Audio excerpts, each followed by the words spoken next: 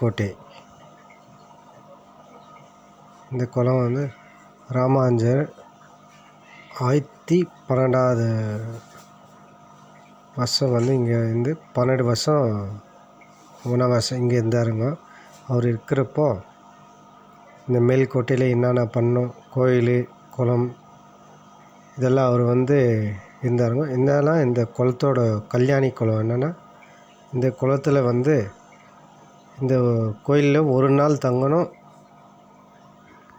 ஒரு நாள் தங்கிட்டு போனால் கோடி புண்ணியம் கிடைக்கும்னு அந்த காலத்தில் இருந்து சொல்லினுக்கிறாங்க.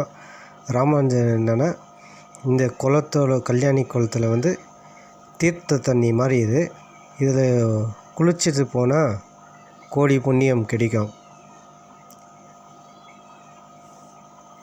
இந்த குளம் மேலே நரசிம்ம டெம்பிள் இருக்கிறது. நரசிம்ம கோவில் மலை போயிட்டு வரணுங்க.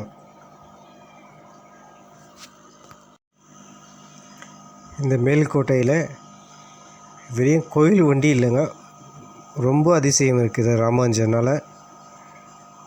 குளம், நரசிம்ம டெம்பிள் ஒண்டி இல்லைங்க, செல்வ நாராயணன் கோவில், ராயர் கோபுரம்,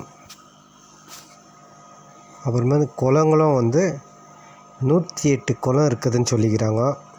ஆனால் இப்போத்துக்கு ஒரு 20-30 தான் இருக்குதுங்க. நெக்ஸ்ட் டைம் நான் இந்த மேல்கோட்டைக்கு போகிறப்போ, வைரமணிக்கு போகிறப்போ எத்தனை குளம் இருக்குதுன்னு இன்னும் அது இந்த வீடியோலாம் இன்னும் போடலைங்க. அது போடுறப்போ காமிக்கிறேங்க.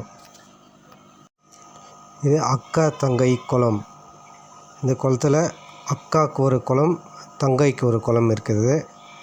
இந்த குளத்தோட இது என்னென்னா, அக்கா குளம் இருக்கிறது, தங்கை குளம் இருக்குது.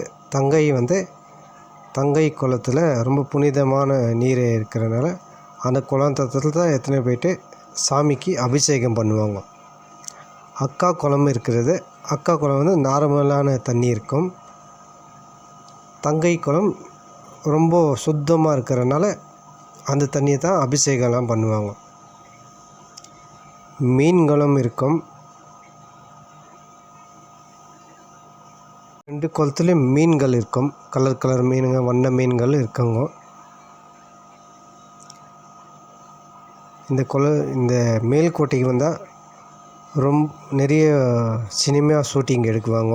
நிறைய கன்னடா பிக்சர், தமிழ் பிக்சர், நிறைய பிக்சருக்கு ஷூட்டிங்க்கும் நல்ல ஸ்பாட்டுங்க. கோயிலுக்கும் ரொம்ப நிம்மதியான கோயில். வந்து இந்த மாதிரி கோயிலெல்லாம் பார்க்கணும். 1000 வருஷத்துக்கு முன்ன கட்டின கோயில், ரொம்ப அதிசயம் இருக்கிறதுனால இந்த கோயில் வந்து ஒரு நாள் வந்து தங்கணும்.